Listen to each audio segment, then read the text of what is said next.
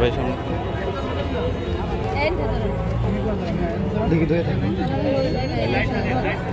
দেখো বাবা তোমার হাতে আবার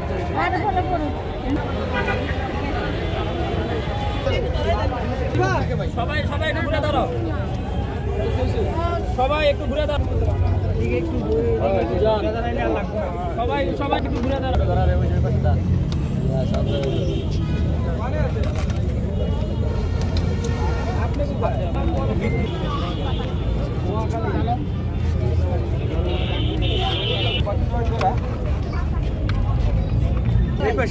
না না না আমরা ওদিকে নিব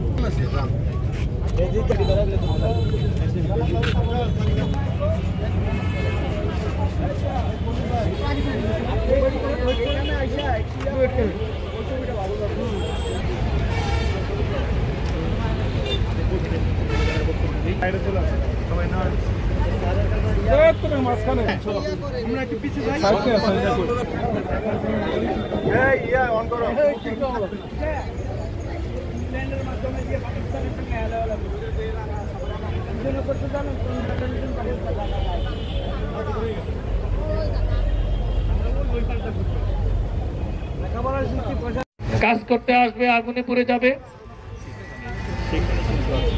অনেকেই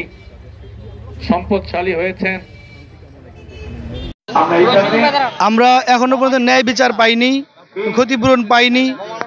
এবং আমরা ন্যায় বিচার চাই ক্ষতিপূরণ চাই আজীবন চিকিৎসা চাই উন্নত চিকিৎসা চাই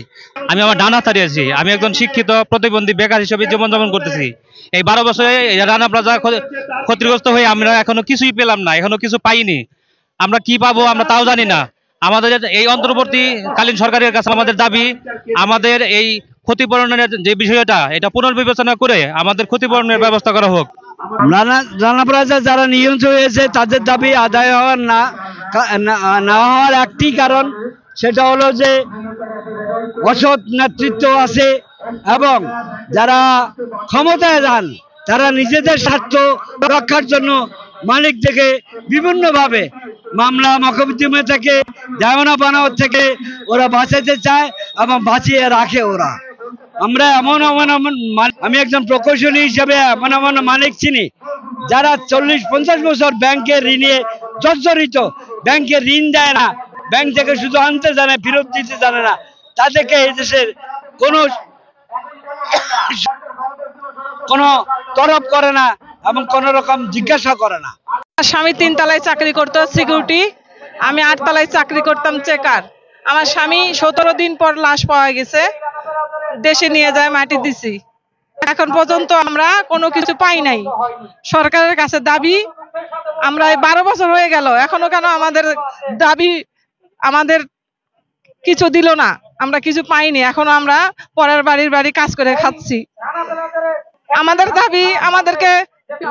চলার মতো আমাদের বাঁচার মতো কিছু করে দিতে হবে এখন আমরা মানুষের বাসায় বাসায় এখনো কাজ করে খাইতেছি অসুস্থ শরীর নিয়ে আমি মেডিকেলে ছিলাম আমার স্বামী মারা গেছে মেডিকেল থেকে বের হয়ে দেখি আমার স্বামীর পাওয়া যায় না পরে আর মেডিকেলেও চিকিৎসা পাতে না করে স্বামী খুঁজে বেড়াইছি আমরা এরকম কষ্ট করে আছি আমাদেরকে জোর করে উপরে নিয়ে গেছে বলে যাও কোনো সমস্যা নাই বিল্ডিং এত বড় বিল্ডিং কোনো কিছু হবে না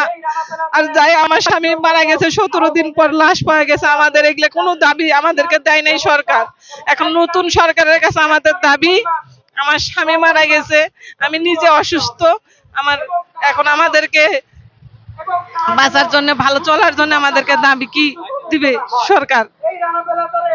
জি আমি মাহমুদুল হাসান হৃদয় রানা প্লাজা সার্ভাইভার্স অ্যাসোসিয়েশনের সভাপতি এবং আহত শ্রমিকদের সংগঠন এই রানা প্লাজা সার্ভাইভার্স অ্যাসোসিয়েশন আমরা দীর্ঘ প্রায় 12 বছর ধরেই এই অসুস্থ অবস্থায় হুইল চেয়ারে নিয়ে এই লাঠি এলবো কেস নিয়ে আমরা দীর্ঘদিন আন্দোলন করতেছি কারো হাত নাই কারো পাও নাই আমাদের দীর্ঘদিনের এই আন্দোলন আমরা সরকারের কাছে বারবার দাবি জানাতেছি আমাদের এক জীবনের আয়সম পরিমাণ ক্ষতিপূরণ ন্যায় বিচার উন্নত চিকিৎসা এবং স্থায়ী পুনর্বাসন এবং এই রানা প্লাজার যে জায়গাগুলো আছে এবং ভবন মালিক গার্মেন্টস মালিকের সমগ্রের বিচার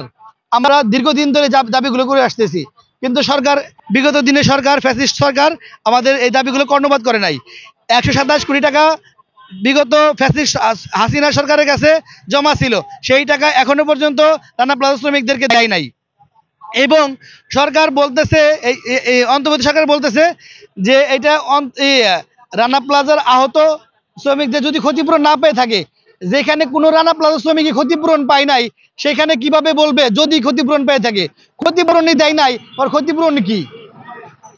কিন্তু আমরা চাই যে এখন যে বর্তমানে নতুন সরকার উনি যদি ক্ষুদ্র ঋণ দিয়ে মানুষের পাশে দাঁড়াইয়া সহযোগিতা করতে পারে, তাহলে আমাদের রানা প্লাজার শ্রমিককে উনি সহযোগিতা করুক, আমাদের দাবিগুলো মানিয়ে নিক। যদি কালকে 24শে এপ্রিল 1 যুগ পূর্ণ হবে, যদি উনি আমাদের দাবি না মানিয়ে নেয়, তো আগামী 1 মে আমরা সবাই অনুসরণ করব প্রেস ক্লাবে। যদি ওইখানে আমাদের মরণ হয়, তাহলে আমরা জীবন দিতেও রাজি আছি।